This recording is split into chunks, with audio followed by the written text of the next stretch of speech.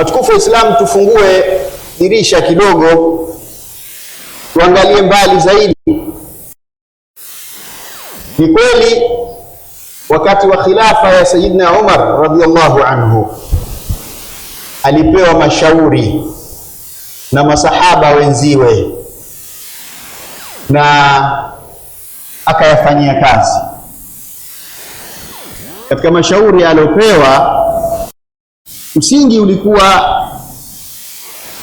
wakati gani tuanze kalenda yetu umma wa Kiislamu. Kama mnavyofahamu, nyuma huko wakati wa Mtume ilikuwa reference matukio. Kwa mfano, Mtume sallallahu alaihi wasallam tunasema kazaliwa amul fil, mwaka wa tembo, mwaka alioangamizwa Abraha. Sayyidina Umar radhiallahu anhu akapelekewa mashauri kadhaa, matukio yaliyotokezea makubwa, ili nichaguliwe moja ndio iasisiwe kalenda ya Kiislamu. Kipindi cha kuzaliwa kwa Mtume sallallahu alaihi wasallam mwenyewe, siku alozaliwa, wakati na mwezi alipopewa utume sallallahu alaihi wasallam. Baadhi mashauri mengine yalikuja hata wachukue kalenda kwa mujibu wa tarehe au kalenda ya Kiroma. Sayyidina Umar radhiallahu anhu na masahaba wenzake walikuwa ni watu wenye deep thought, wenye kufikiri kwa kina na kindani, na walikuwa kufahamu Uislamu, na walikuwa mujtahidun, walikuwa mashekhe wakubwa wakubwa, wahyi umeshushwa mbele yao. Wakakubaliana wote kwamba kalenda ya Kiislamu ianze katika mwaka ambao Mtume sallallahu alaihi wasallam, katika kipindi ambacho Mtume sallallahu alaihi wasallam, katika mwezi ambao Mtume sallallahu alaihi wasallam, na hasa katika mwaka bila shaka amehama Makka kwenda Madina. Kipindi ambacho amehama Makka, mwaka ambao amehama Makka kwenda Madina Mtume sallallahu alaihi wasallam, ndio mwaka ambao kalenda ya Kiislamu ianze pale. Kalenda ya Kiislamu ikapata jina la Hijriya kutokana na ile hijra, safari ya Mtume aliyoifanya kutoka Makka kwenda Madina. Alhamdulillah, inazungumzwa kwa upana kabisa na kuna mafunzo lukuki. Kuna miujiza kadhaa ya kuthibitisha utume wa Mtume sallallahu alayhi wasallam. Kuna mafunzo kadhaa ya kuthibitisha Mtume alikuwa ni kiongozi. Mtume alikuwa ni mtu shupavu, alikuwa mufakir, thinker, mwenye kufikiri, mwanasiasa hodari kabisa. Mimi sitogusa hayo zaidi, lakini ile roho hasa ya Hijriya inavyoshikamana na hijra, yani roho ya kalenda yetu wa Islamu, ambao mwezi huu wa Muharram ndio mwanzo wa mwezi wa Kiislamu, na mwaka ni mwaka unaitwa Hijriya kutokana na ule mwaka ambao Mtume amehama Makka kwenda Madina. Kwa hiyo Mtume sallam safari yake ilikuwa ni safari mashallah, ina mafunzo mengi sana. Lakini tuangalie mbali zaidi, ile roho ya hijra ambayo imezaa kalenda ya Hijriya ndio nukta muhimu sana, ambayo hii ni tarehe yetu umma wa Kiislamu, ni history. Hii sio history ya kina Mussolini wa Italy, sio history ya kina Abraham Lincoln wa Marekani, sio history ya kina Kwame Nkrumah wa Ghana, sio history ya kina Habib Bourguiba, sio history ya kina Kinjeketile. Hii ni history, ni historia ambayo ni wajibu, ni lazima kwa Uislamu tuisome, na ni sharia, ni jambo la lazima.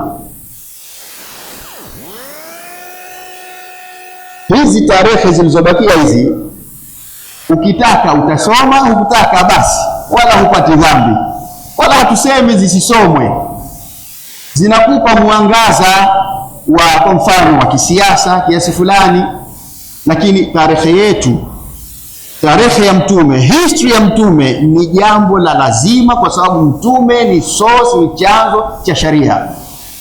Watukufu wa Islamu, mtume sallallahu alaihi wasallam hakufanya hijra ya kwenda Madina kwa bahati mbaya, accidentally imetokezea tu, au mtume alikimbia udhia Maka, au mtume sallallahu alaihi wasallam kakimbia matusi yamekithiri, mateso yamekithiri, masahaba zake walikuwa wakiuawa. Mtume sallallahu alaihi wasallam hakukimbia yote hayo, wala haikutokezea by sadfa accidentally. Mtume sallallahu alaihi wasallam safari yake ya hijra kutoka Maka kwenda Madina ni amri ya Mungu, ni amri ya Mwenyezi Mungu Subhanahu wa Ta'ala. Safari ya Mtume sallallahu alaihi wasallam, hijra ya Mtume sallallahu alaihi wasallam ni part and parcel, ni sehemu ambayo haiwezi kutenganishwa na manhaji ya Mtume sallallahu alaihi wasallam. Yani inatuonyesha Mtume sallallahu alaihi wasallam alitoka Maka kwenda Madina kwa lengo maalum, si kwa sababu ya udhia aliokuwa kupata, si kwa sababu ya mateso na yaliyotokezea, au alikuwa anatafuta maisha mazuri kule Madina ya kidunia tu. Hapana, ilikuwa ni amri, ilikuwa ni wahi wa Mwenyezi Mungu, na kwa hakika inachora, inaweka demarcation, inaweka mstari kabisa baina ya Waislamu kutoka katika udhalili na unyonge kwenda katika utukufu, izza na heshima na dignity. Leo wa Kiislamu haitaki hata elimu kubwa, haitaki hata mimi kupoteza muda, kama nitakuwa ni sahihi kutumia neno hilo. Umma wa Kiislamu tunaishi katika hali duni. Popote pale utapotizama, ukitizama hapa kwetu, ukitizama Afrika nzima, ukitizama bara Arabu, ukitizama ulimwengu kijumla, tunaishi katika hali mbaya, hali duni. Roho za Waislamu, damu za Waislamu zimekuwa thamani basi, darahima maaduda, thamani chache kabisa. Kila mtu mwenye silaha yake, majaribio ni kwa Waislamu. Waislamu tuko nyuma, vijana hawana elimu, vijana hawana kazi, umaskini umetutopea, vita vya wenyewe kwa wenyewe. Hadith wala haraj, you just mention it, eleza utakavyo. Hii umma wa Kiislamu ulikuwa namna hii, uko namna hii. Mtume sallallahu alaihi wasallam hali yake na masahaba zake, jamii ya Waislamu Maka ilikuwa katika hali hii, au tuseme zaidi ya hii. We, shida gani ambayo Mtume sallallahu alaihi wasallam hakuipata na masahaba zake? Shida gani? Hebu itaje ambayo Mtume hakuipata na masahaba zake walipokuwa Maka? Hijra ndio iliyokuja kuwatoa katika unyonge na shida hizi. Mtume akaenda akaasisi dola ya Kiislamu Madina, ndio iliyonyanyua sharafu ya umma wa Mtume sallallahu alaihi wasallam, ndio iliyowatoa umma wa Mtume kutoka katika umaskini na unyonge, kutoka katika dhulma, kutoka katika mauaji. Ndio dola ya Kiislamu iliyotekeleza sharia ya Mwenyezi Mungu Subhanahu wa Ta'ala kivitendo, jambo ambalo ni wajib, lazima Waislamu. Leo haya ndio maisha yetu tuliokuwa nayo, kila aina ya machafu na udhalili, maasi yametujaa.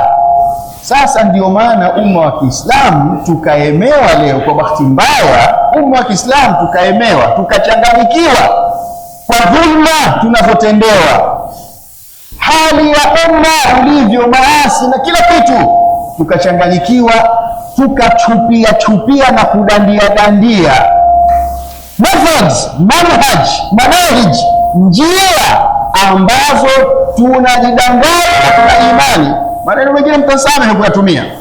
Tunajidanganya kwamba eti njia hii itatutoa, itatuokoa, itatuletea mabadiliko, bali tunasema waziwazi njia hii ndio itakayotusimamishia dola ya Kiislamu ulimwenguni.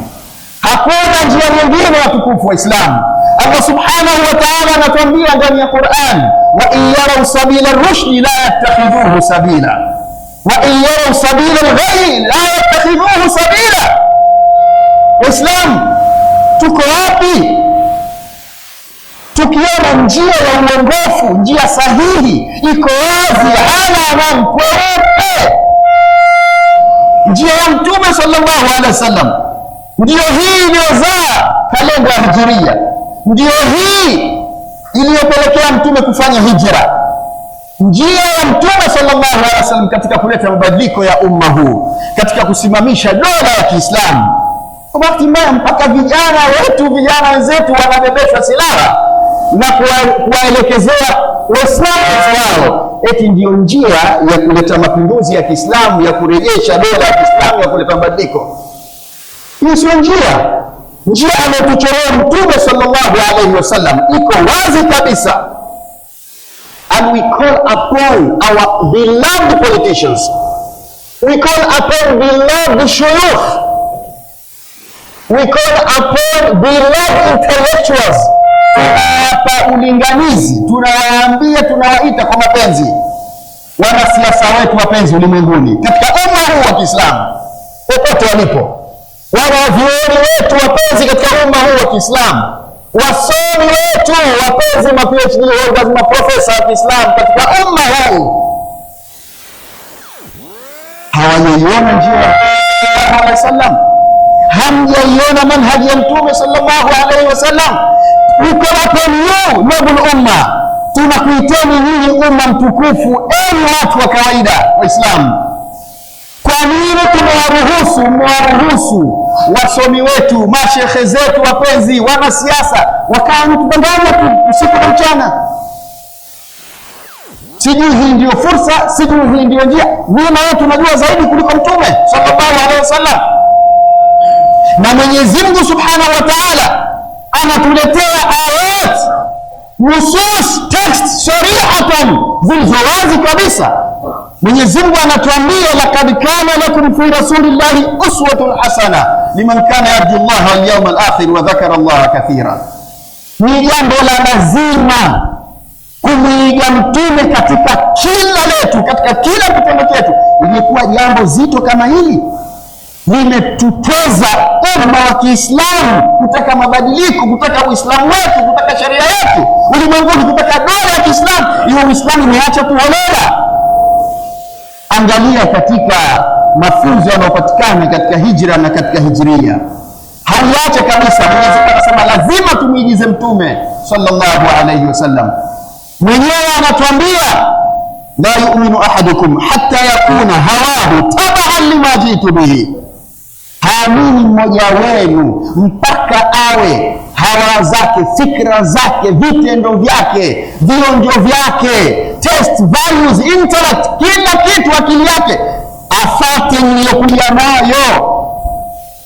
Kwani Mtume hajapewa hizi fursa hizi ambazo leo ajabu wanasiasa wetu vipenzi wanasema mpaka wanavyuoni wanazikoroga na kuzipindisha nusus za kisheria, aya, hadithi, ni sawa sawa hivi, ni sawa sawa hivi. For example, njia inayozungumzwa, njia ya democracy, yani kushiriki katika siasa hizi za kizungu walizotuletea wazungu. Kwani zilikuwepo hizi katika umma huu? Sio watuletea wazungu. Baada ya kuiangusha hiyo dola ya Kiislamu 1924 katika makao makuu yake Istanbul, Turkia, basi wakatuletea upumbavu wao. Sharia ya Uislamu ikaondoshwa taratibu mpaka kila kitu kikaondoka. Wakaanza kutuletea siasa yao. Wanaanza kufanya mapinduzi ni Wafaransa, Ulaya. Wakaikitisha vizuri siasa ya demokrasi na ubepari. Siasa ya demokrasia ndio nidhamu, system ya utawala, mfumo mzima, yani utaratibu mzima wa maisha unaitwa capitalism, ubepari. Kwa hivyo katika nidhamu yake, system ya maisha, utawala, yani demokrasi, ndio ini kubwa sana liloturubuni umma wa Kiislamu leo na linalotudhalilisha umma wa Kiislamu. Subhana maliki nnas. Leo wanasema ni sawasawa, fursa hii jambo limezoeleka. Iko wapi nasi ya Qur'ani? Iko wapi nasi ya hadithi iliyokuwa sariha kabisa iliyohalalisha jambo hili? Wewe jambo ambalo sharia Mwenyezi Mungu inapiga teke kule, hiyo hakuna nasi sariha ya wazi inayosema hili jambo linafaa halifai, wala hakutaki ijtihad. Democracy according to themselves, sio sisi, sio mimi na wewe. Hakuna yote atakayeweza kufasiri democracy isipokuwa wenyewe waliozaa, na wanatuambia rule of the people, for the people, by the people, hukmu shab li shab shab, utawala wa watu uliowekwa na watu kwa ajili ya watu. Mungu yuko wapi hapo? Yani watu binadamu ndio watakaokaa wazae fikra, tuishi vipi, tuende vipi, tuweke utaratibu gani, nidhamu gani ya maisha. Mungu sharia yake piga teke. What is democracy? Ni ukafiri wa wazi, ni dhulma ya wazi, ni shirki ya wazi wazi kabisa. Hakuna pahala popote katika Uislamu ulioruhusu jambo hili, na hii ni tahaddi, ni challenge kwa wajuzi waje watueleze. Uislamu hapa unasema hii, unasema hii ni halali, unasema hii ni halali. Waje waeleze kama hivi tunavyoeleza umma. Waje wanaweza, si kama suala la tabahi, la, ni suala la kuzungumza haki, si swala ushindani, la kuzungumza haki. Huwezi ukaificha haki, huwezi ukaipinga haki. Ni makosa makubwa.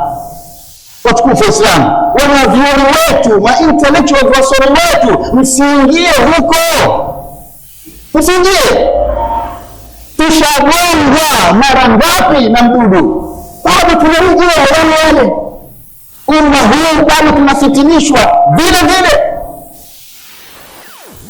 Kama ni fursa, Utba ibn Rabi'a ni mjuzi kweli kweli wa mufawadha, wa kumrubuni na kufanya negotiations na Mtume sallallahu alaihi wasallam, mazungumzo. Makureshi wakamtuma Utba ibn Rabi'a, nenda kwa Muhammad, kaongee naye, kazungumze naye, anataka nini? Ukiangalia tarehe wamempa karibuni mambo 5.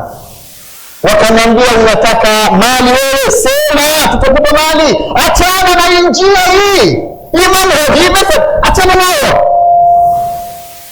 Wakamwambia, unataka mwanamke, sema tutakutafutia kimwana safi sana, kama shahada zimekuzidi basi tutakupa. Wakamwambia mpaka, wa in kunta turidu sharafan alaina sharafan sawadnaka alaina hata la naqta'u amran dunak, ikiwa unataka ubwana sharaf, basi tuambie, tutakupatia wewe, ndio bwana mkubwa, hatukati shauri kabla ya wewe. Makureshi walikwenda mbali zaidi, wakakubali kuasisi taasisi ambayo Maka haikuwepo kabisa. Mambo ya ufalme yalikuwa huko Ufursi, Roma, Sham huko na maeneo mengine.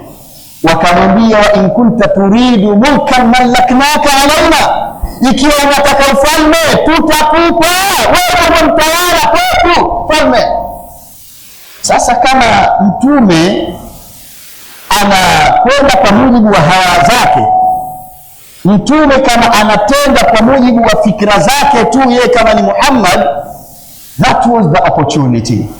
Hiyo ilikuwa ndiyo fursa, golden chance. Mtume kariski maisha yake, kalitolea maisha yake muhanga, yani kakubali kutukanwa, sumbuliwe, afanyeje, ili mtume abadilishe fikra za Makureshi, za Waarabu wakati ule, awakabidhi Uislamu, asimamishe dola ya Kiislamu. Mtume angelichukua fursa hiyo, lakini akasema hapana kabisa. Na katika riwaya nyingine, Makureshi walimtuma ammi yake Abu Talib. Mtume sallam akawaambia maneno black and white, hakumung'unya maneno.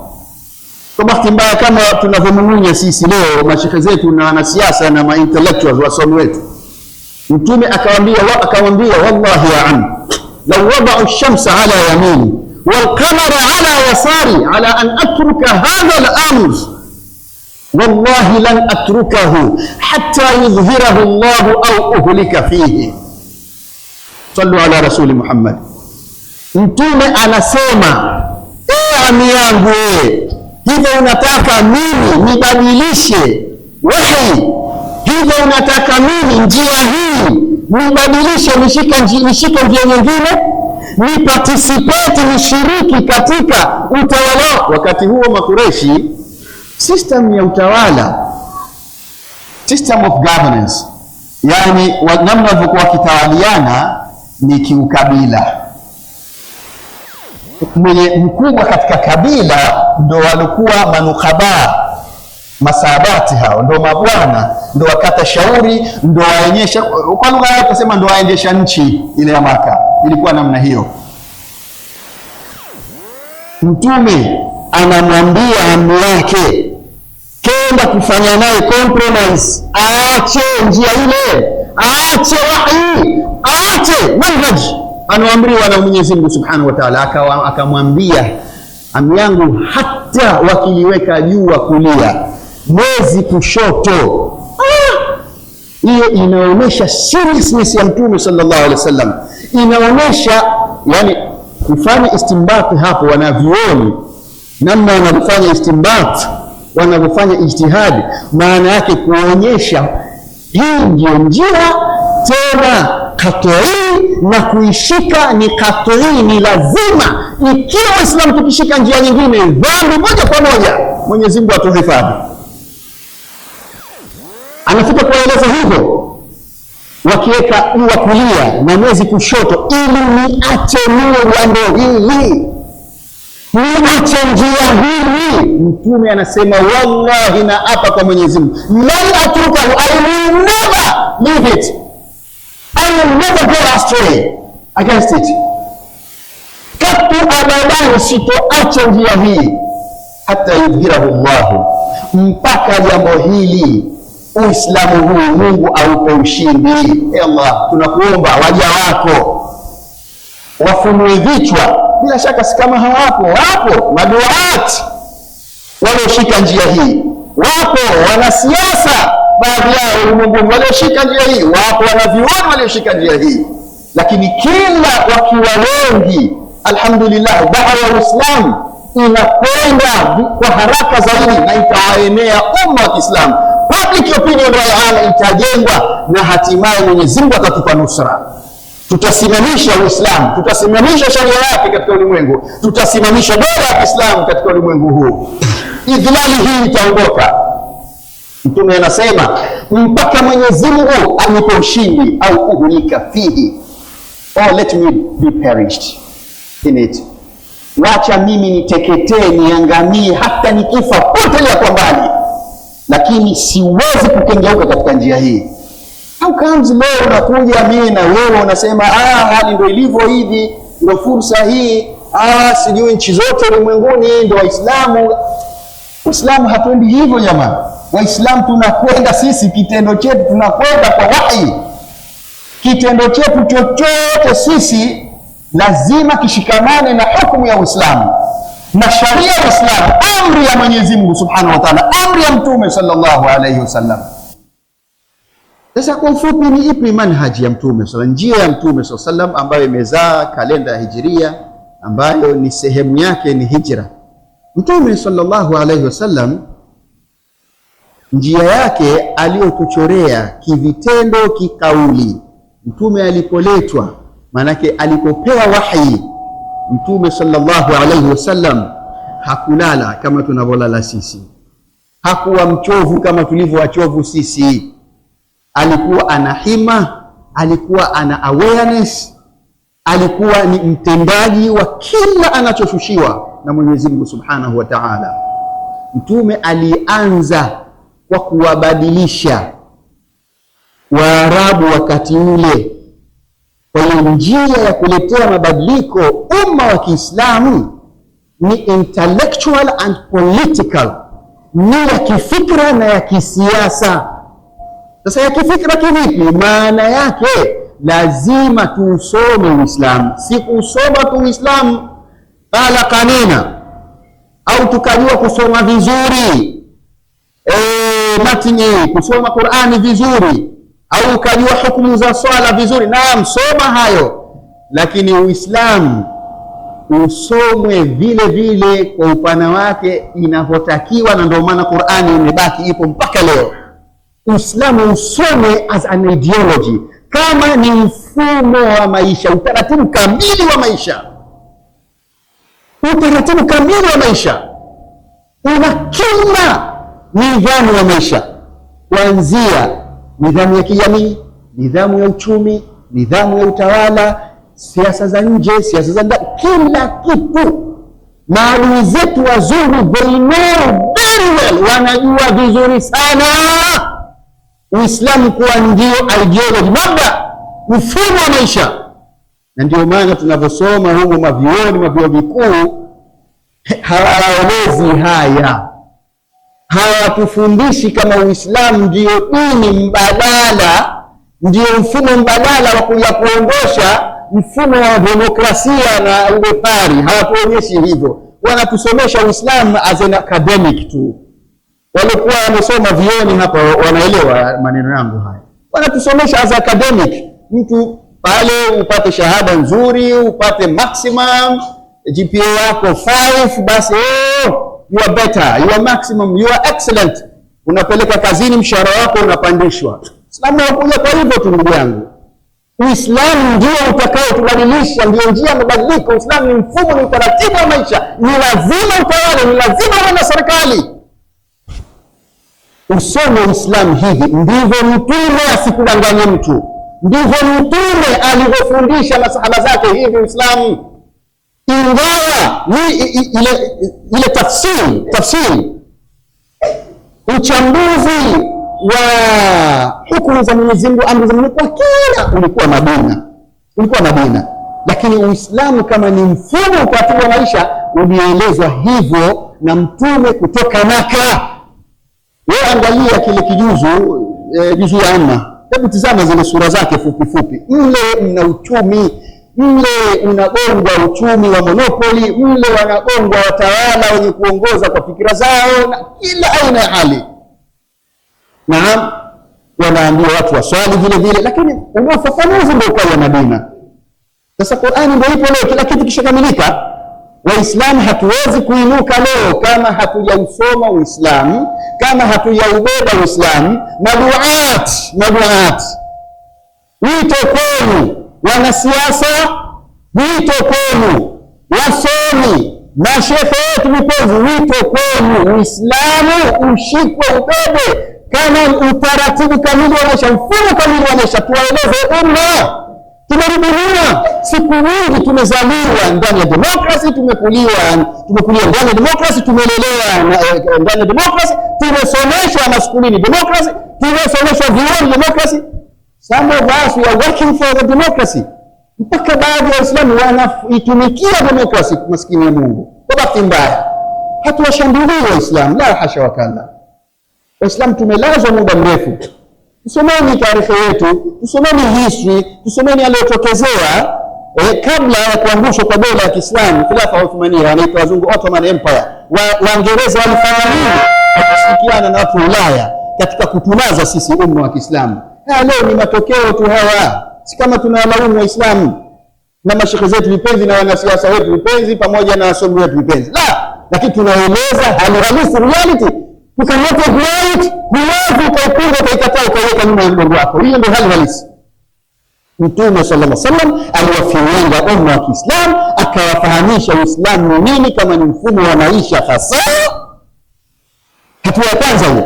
Hatua ya pili, Mtume sallallahu alaihi wasallam jambo hili la Uislamu akaliweka wazi. Sasa akawa anafanya mijadala, akalitoa wazi public, anawafuata watu masokoni, anawalingania masses.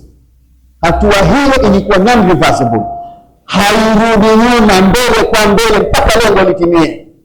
Mtume akawalingania watu katika vijiji vyao, akawa anaeleza watu, akawa sasa anaweka wazi, jamani na kuiteni mkubalini Mwenyezi Mungu na mimi mtume, nipe mamlaka nisimamishe Uislamu. Uislamu bila mamlaka ulimwenguni hautekelezeki, thumma hautekelezeki. Chukua hiyo ndio take home hiyo, haiwezi kutekelezeka. Tutatekeleza haya mambo ambayo tunayaweza mtu mmoja mmoja. Mungu anatuona kwa rehema zake, atukubalie kabisa. Macho yote zana hizo sheria zote hizo, siasa, uchumi, sijui penal codes, hizo nidhamu za kuadhibu, sasa hizo atafanya nani? Ukitupa sasa hivi jicho kulia, wanawake wanapita watu bila utupu, nusu utupu, ukipita kushoto unaona hayo, hapa kule huko nchini kwetu watu kila mahali. Kwani wao ndio Uislamu unataka wao? Sheria ya Mwenyezi Mungu hapo wameweka mabunge yao, wanatunga sheria. Wengine wanaita majlisi shura, lakini wanatunga sheria. Huo si uovu mkubwa huo? Ulevi leo si halali, makodi hayo leo si halali, mariba leo si halali. Uovu wote ni unaofanywa. Haya yote haya Mtume sallallahu alayhi wasallama aliwaeleza umma wa Kikureshi wakati ule katika hatua ya pili, tunaita interactive au interaction stage. Mtume anawaeleza, anawahutubia umma, si tena kificho ya mtu mmoja mmoja. Mtume katoka hatua ya pili, akaona sasa Maka haitaki mang'ongo wake kina Umayya, kina Abu Jahal hawako tayari kumpa nusra, kumpa uongozi, utawala. Ndipo Mtume for the first time, kwa mara ya kwanza, akaitoa da'wa ya Uislamu katika mwaka wa 10, akaitoa Maka kuipeleka Taif. Taif kule kenda kutafuta, si tu kusoma yale tunayosoma tu, bali roho ya safari ile ya kwanza anakwenda kutafuta nusra. Akakaa na viongozi wa Taif, Banu Thatifa, ndugu wawili wale, kakaa nao katika pia la usiku peke yao. Akawaambia, jamani, muni nusuru, munipe makazi hapa kwenu. Wakamjibu fadhili, wakakataa. Mtume akarudi, hakukata tamaa Mtume sallallahu alaihi wasallam. We are not supposed to be desperate or confused or despaired. Waislamu never, hatutaki tamaa. Mwenyezi Mungu akaleta tu mabadiliko tukiyakubali sisi wenyewe na tukiyafanyia kazi, na tukishika njia hii ya Mtume sallallahu alaihi wasallam.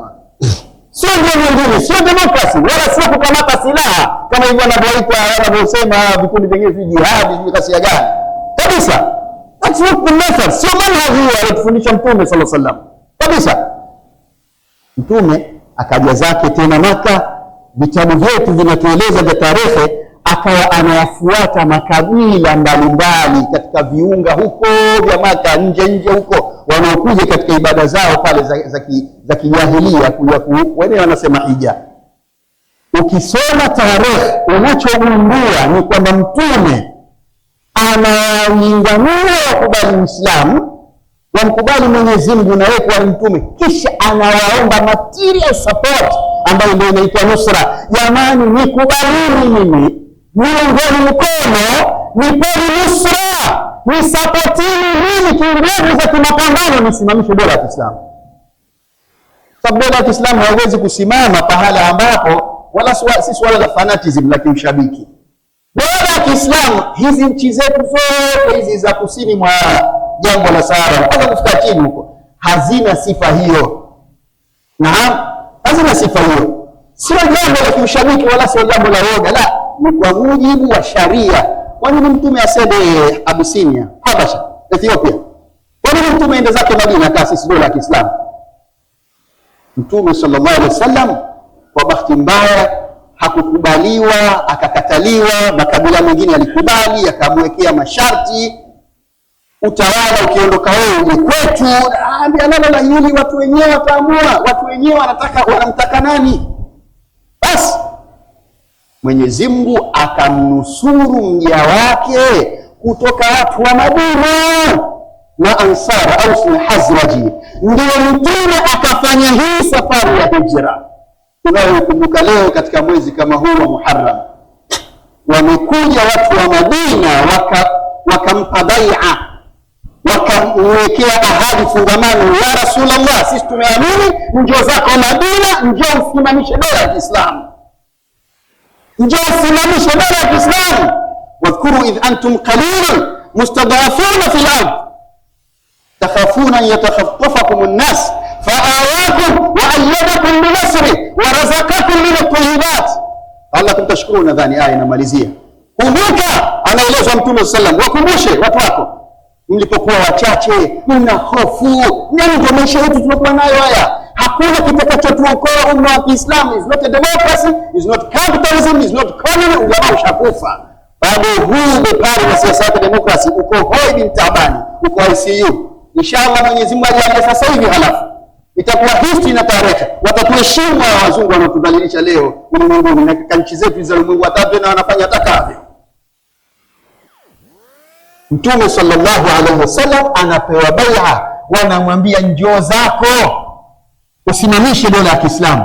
Mwenyezi Mungu anawakumbusha, mlikuwa wanyonge, mkidhalilishwa, mna hofu. Mungu akakupeni makazi Madina, akakuruzukuni mariziki mazuri, kakupeni nusra. Watu wa Madina wakakubali kumnusuru Mtume sallallahu alaihi wasallam, ndio akapewa amri ahame Maka ende zake Madina, akaasisi dola ya Kiislamu. That is the method of change. Hiyo ndio njia ya kuleta mabadiliko. Hiyo ndio njia ya kututoa katika hali hizi tulizokuwa nazo. Najua hata katika sisi nini mnautizama mbele yenu, leo jamaa basi na nazungumza masigazi tu, hatumwelewi hali gani tutabadilika hii kweli. Tuache siasa hizi tu. Hao wameondolewa katika mabongo yetu kwa muda mrefu. Sio kitu accidental kimetokezea tu hivi. Hatusomeshwi haya katika vyuo vikuu tena vya Kiislamu. Hayasomeshwi Uislamu au manhaji ya Mtume. Uislamu kama ndio njia ya mabadiliko, manhaji ya Mtume ya kuletea mabadiliko, ya kusimamishia dola ya Kiislamu ndio hii. Someshwi hivyo. Waislamu amkeni, ushadanganywa muda mrefu, usikubali kudanganyika. Tusomeni Uislamu wetu. Tusomeni kama ni mabda, kama ni mfumo wa maisha. Tusomeni njia manhaji ya Mtume sallallahu alaihi wasallam ya kutuletea mabadiliko.